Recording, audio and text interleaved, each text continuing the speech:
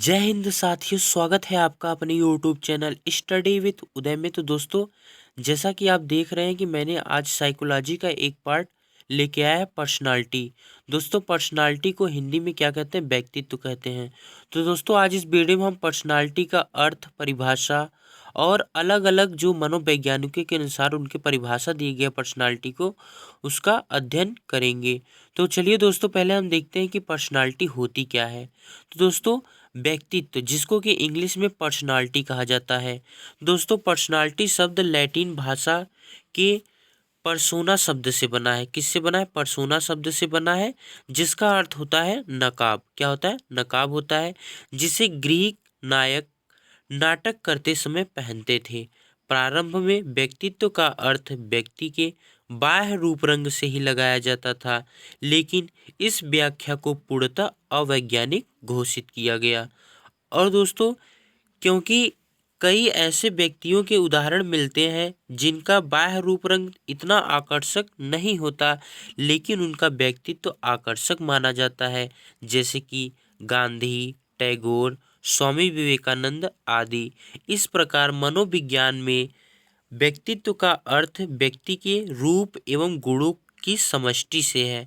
मनोविज्ञान में व्यक्तित्व बाह्य आवरण और आंतरिक तत्व दोनों की गतिशील सम्मिश्रण है, जो कि पर्यावरण के प्रभाव से बराबर बदलता रहता है। व्यक्तित्व व्यक्ति का पर्यावरण से अनुकूलन करने का ढंग है। व्यक्ति का समस्त व्यवहार पर्यावरण से अनुकूलन करने के लिए होता है। अपने व्यक्तित्व के अनुसार यह व्यवहार भिन्न भिन्न प्रकार का होता है। व्यक्ति के द्वारा भिन्न भिन्न व्यवहार करने के कारण व्यक्तित्व को गत्यात्मक संगठन कहा जाता है। और दोस्तों, कि अब हम समझ गए कि व्यक्तित्व क्या होता है। कि सब लोग अभी तक ये समझते थे कि जो व्यक्तित्व होता है हमारे बाहरी रूप रंग से ही देखा जाता है, पहचाना जाता है, लेकिन इससे वैज्ञानिकों ने गलत साबित किया। क्योंकि कुछ व्यक्ति ऐसे होते हैं कि उनका बाह्य रूप रंग अच्छा नहीं होता, लेकिन वो अंदर ही उनका व्यक्तित्व बहुत ही काफ़ी ज़्यादा अच्छा होता है। तो इसीलिए यह निष्कर्ष निकाला गया कि व्यक्ति का जो बाह्य रूप रंग है उसके हिसाब से हम उसकी पर्सनालिटी को नहीं देख सकते, बल्कि क्यों जब वो पर्यावरण के साथ अपने व्यक्तित्व में परिवर्तन लाता है तो वह एक अच्छा व्यक्तित्व माना जाता है। तो दोस्तों, हम देखते हैं वैलेंटाइन के अनुसार इनका क्या परिभाषा है। दोस्तों, पहले तो देखते हैं कि Valentine, according to Valentine, personality is the sum of innate and acquired tendencies. दोस्तों, वैलेंटाइन ने बताया कि व्यक्तित्व जन्मजात और अर्जित प्रवृत्तियों का योग है। क्या है? व्यक्तित्व जो जो होता है यह जन्मजात और अर्जित प्रवृत्तियों का योग है। और दोस्तों, आगे हम देखते हैं कि गिलफोर्ड के अनुसार तो व्यक्तित्व गुणों का मेल है। गिलफोर्ड ने क्या बताया कि जो पर्सनालिटी होती है, personality is a combination of quality. इन्होंने बताया कि व्यक्तित्व जो होता है वो गुणों का मेल होता है। जो हमारे अंदर प्रॉपर्टीज होती है, क्वालिटी होती है, उसको जो जब कम्बिनेशन करते हैं तो वही हमारा एक अच्छा पर्सनालिटी होता है। और दोस्तों, आगे देखते हैं कि Bigge and Hunt, Bigge and Hunt ने क्या बताया? इन्होंने बताया personality refers to the total behaviour pattern of an individual and the sum of his characteristic. तो व्यक्तित्व से तात्पर्य किसी व्यक्ति के कुल व्यवहार पैटर्न और उसकी विशेषताओं के योग से है। इन्होंने दोस्तों कहा कि जो व्यक्तित्व होता है यह किसी व्यक्ति के जो टोटल उनका बिहेवियर होता है, संपूर्ण व्यवहार होता है, उसका प्रतिमान होता है, और उनकी जो विशेषताओं का उल्लेख किया जाए वही एक अच्छा व्यक्तित्व होता है। यदि मतलब कि व्यक्तित्व एक व्यक्ति के संपूर्ण व्यवहार, प्रतिमान और उसकी विशेषताओं के योग का उल्लेख करता है, वही एक अच्छी पर्सनालिटी होती है। आगे दोस्तों, हम देखते हैं ड्रेवर के अनुसार। तो दोस्तों, ड्रेवर ने कहा कि व्यक्तित्व शब्द का प्रयोग व्यक्ति के शारीरिक, मानसिक, नैतिक और सामाजिक गुणों के एकीकृत तथा गत्यात्मक संगठन के लिए किया जाता है, जिसे व्यक्ति अन्य व्यक्तियों के साथ अपने सामाजिक जीवन के आदान प्रदान में करता है। इनका मतलब यह है कि व्यक्तित्व का जो शब्द का प्रयोग व्यक्ति के शारीरिक, मानसिक, नैतिक और सामाजिक गुणों के एकीकृत मतलब कि कम्बिनेशन सबको कंबाइन किया गया, तथा उनमें क्या होनी चाहिए कि वो डायनामिक मतलब डायनामिक ऑर्गेनाइजेशन हो, गत्यात्मक संगठन होना चाहिए। ठीक है। और जिससे कि व्यक्ति अन्य व्यक्तियों के साथ अपने सामाजिक जीवन के आदान प्रदान में व्यक्त कर सकता है, मतलब उनका जैसा सामाजिक बिहेवियर होता है दूसरे व्यक्ति के प्रति, उससे भी क्या होता है व्यक्तित्व का पता चलता है।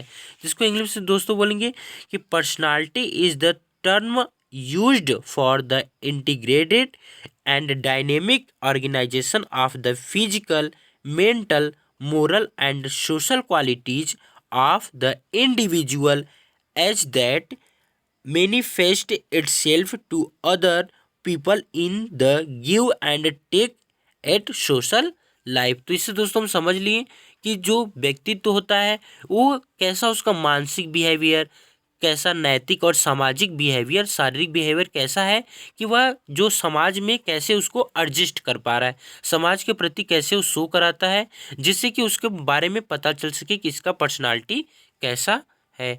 आगे दोस्तों हम देखते हैं आलपोर्ट के अनुसार।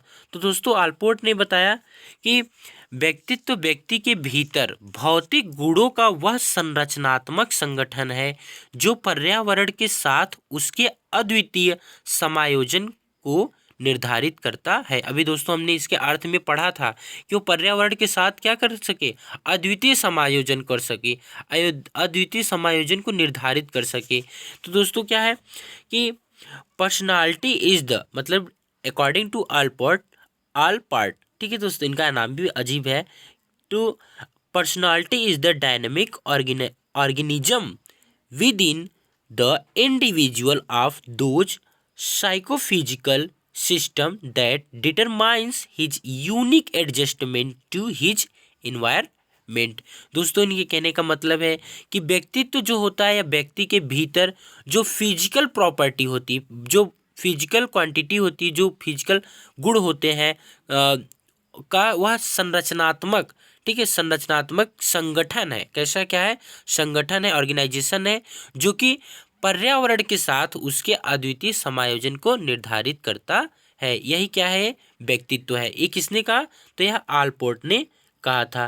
दोस्तों और भी हम कुछ जानते हैं कि इनका परिभाषाओं से क्या निकल के आता है, क्या निष्कर्ष निकल के आता है। तो दोस्तों जो हमने अभी तक किसके किसकी परिभाषाओं को पढ़ा, वैलेंटाइन के, गिलफोर्ड के, विगन हंट के पढ़ा, ड्रेवर के पढ़ा और आलपोर्ट के पढ़ा। तो इनके अनुसार क्या इनका निष्कर्ष निकल के, कंक्लूजन क्या निकल के आता है कि व्यक्तित्व एक ऐसा मनोशारीरिक तंत्र है जिसको कि इंग्लिश में बोलते हैं साइकोफिजिकल सिस्टम है, जो जिसमें मानसिक एवं शारीरिक पक्षों के साथ साथ ऐसे तत्व होते हैं जो आपस में अंतःक्रिया करते हैं। आपस में क्या करते हैं, अंतःक्रिया करते हैं, जैसे संवेग, आदत और ज्ञान शक्ति। और दोस्तों दूसरा क्या आता है कि गत्यात्मक संगठन से तात्पर्य, जो अभी हमने पढ़ा था वो क्या होता है, डायनेमिक ऑर्गेनाइजेशन। तो गत्यात्मक संगठन से तात्पर्य यह है कि मनोशारीरिक तंत्र के विभिन्न तत्वों जैसे सील गुण आदि एक दूसरे से संबंधित होकर संगठित होते हैं तथा इन्हें अलग नहीं किया जा सकता। और तीसरा कंक्लूजन में देखते हैं हम, तो प्रत्येक व्यक्ति का अपने वातावरण के साथ समायोजन स्थापित करने का ढंग अलग अलग होता है। ये तो हम लोग जानते हैं कि वातावरण के समायोजन करेंगे तो कोई क्या होता है, किसी का संवेग थोड़ा उदार होता है, कैसा होता है, सबका अलग अलग होता है, तो अलग अलग तरीके से वो समायोजित करते हैं। और इसलिए आलपोर्ट ने 1961 में अपनी परिभाषा में अंतिम 5 शब्द स्वयं के पर्यावरण के साथ अद्वितीय समायोजन, unique adjustment to his environment की जगह चरित्रगत व्यवहार, कैरेक्टरिस्टिक बिहेवियर एंड थॉट को शामिल किया है। दोस्तों वीडियो कैसा लगा कमेंट बॉक्स में जरूर बताइए। Thanks for watching this video.